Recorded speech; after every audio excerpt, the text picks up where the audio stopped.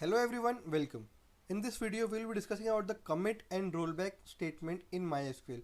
Basically हम लोग थोड़ा सा इसका ओवरव्यू कॉन्सेप्ट देखेंगे, एग्जांपल देखेंगे एंड वो एग्जांपल को हम लोग MySQL वर्कबेंच में एग्जीक्यूट करने की कोशिश करेंगे.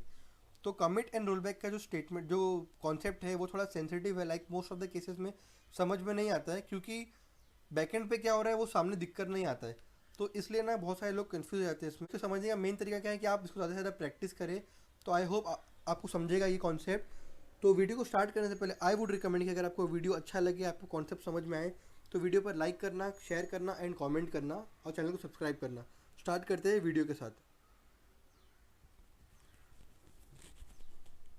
सबसे पहले कमिट.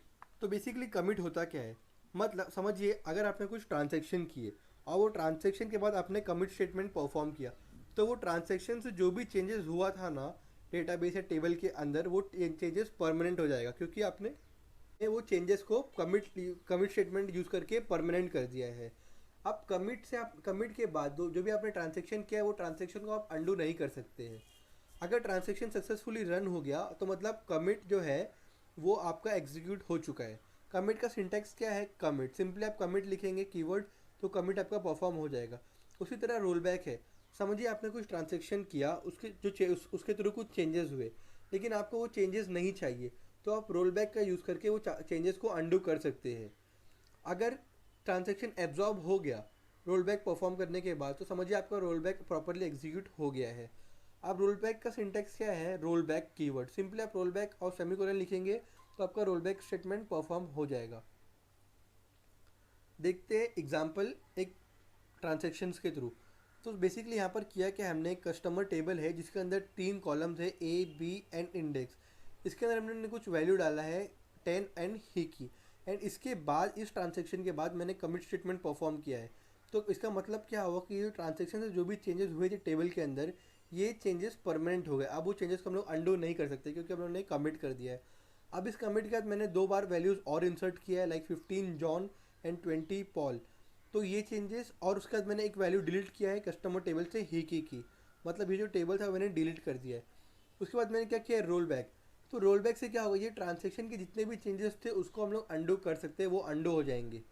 तो ये था कमिट एंड रोल बैक का example. And select all from customer से आप टेबल की सारी डेटा रिजल्ट में हम लोग देख सकते हैं कि टेबल में क्या चेंजेस हुआ है. तो हम लोग ये सेम एग्जाम्पल को एक्सिक्यूट करते हैं हम लोग MySQL वर्कबेंच में. Okay, so now we are in MySQL workbench. अभी हम लोग वो सेम एग्जाम्पल एक्सिक्यूट करके देखेंगे यहाँ पर. तो सबसे पहले मैं क्या करता हूँ, एक टेबल क्रिएट करता हूँ, क्रिएट टेबल एग्जाम्पल नाम का, जिसके अंदर मैं कॉलम्स बनाता हूँ 2. एक बनाता हूँ कॉलम ए जिसका इंट होगा और दूसरा कॉलम आता हूँ बी जिसका होगा वेर केयर. 2 कॉलम्स काफ़ी है एग्जीक्यूशन देखने के लिए हमारे पास, हमारे लिए.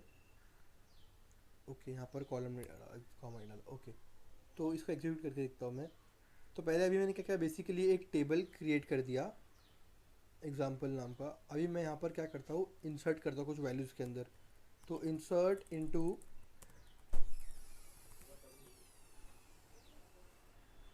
तो इस टेबल के अंदर अभी मैं कुछ वैल्यूज़ डाल के देखता हूँ. Insert into example table, values डालता हूँ मैं इसके अंदर 10 कॉमा जॉन. ओके, जॉन लिखता हूँ. उसके बाद मैं कमिट कर देता हूँ टेबल को. टेबल के जो स्टेटमेंट्स यहाँ तक के स्टेटमेंट को मैं कमिट कर देता हूँ. ओके, तो अभी यहाँ तक जितने भी स्टेटमेंट परफॉर्म है वो सारे के सारे परमानेंट हो गए चेंजेस ट्रांजैक्शन के थ्रू. अब मैं क्या करता हूँ, वापस से कुछ इंसर्ट और डिलीट करने की कोशिश करता हूँ टेबल के अंदर.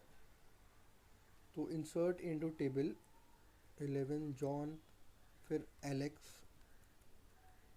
फिर से मैं इंसर्ट करता हूँ टेबल के अंदर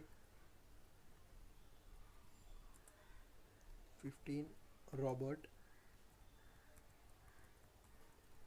ओके, तो अभी मैंने क्या किया, टेबल के अंदर 2 और वैल्यूज़ डाल दिया. अब हम लोग चेक करते हैं कि टेबल के अंदर क्या क्या वैल्यूज़ है. फ्रॉम एग्जाम्पल,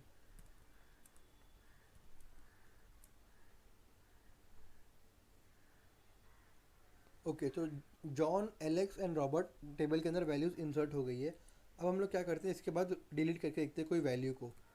तो delete from example table where John की डेटा को डिलीट करके देखते हैं हम लोग। Where A equals to 10 semicolon,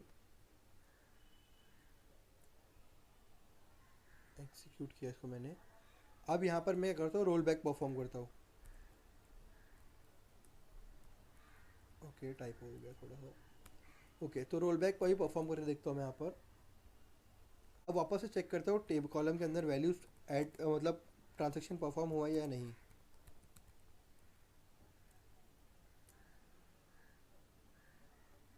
okay तो जो रॉबर्ट की जो जॉन की जो डिटेल्स थी वो डिटेल्स डिलीट हो गई है यहाँ पर टेबल के अंदर। मतलब कमिट एंड रोल बैक का एग्जीक्यूशन आपने देखा होगा अभी कैसे हुआ है। तो बेसिकली कमिट के बाद जो कमिट के पहले जो भी ट्रांजेक्शन होता है उसको हम लोग अंडू नहीं कर सकते हैं, एंड रोल बैक और कमिट के बीच में जो भी ट्रांजेक्शन होता है उसको हम लोग अंडू कर सकते हैं वो ट्रांजेक्शन्स को।